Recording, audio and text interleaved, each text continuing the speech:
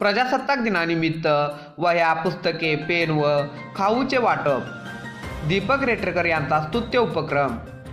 महाराष्ट्र नवनिर्माण माथाडी सेनेचे सरचिटणीस माननीय महेंद्र जाधव साहेब यांच्या मार्गदर्शनाखाली व महाराष्ट्र नवनिर्माण माथाडी कामगार सेनेचे पाटण तालुका चिटणीस माननीय दीपक रेटकर यांनी बांबूचीवाडी येथील जिल्हा परिषद प्राथमिक शाळेतील विद्यार्थ्यांना प्रजासत्ताक दिनानिमित्त वह्या, पुस्तके, पेन व खाऊ वाटप केले.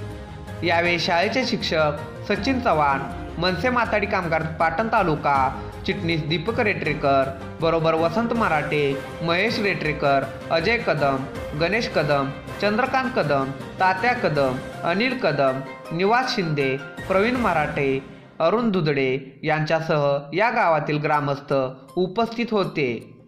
पंचनामा न्यूजसाठी उपसंपादक नितीन खरात.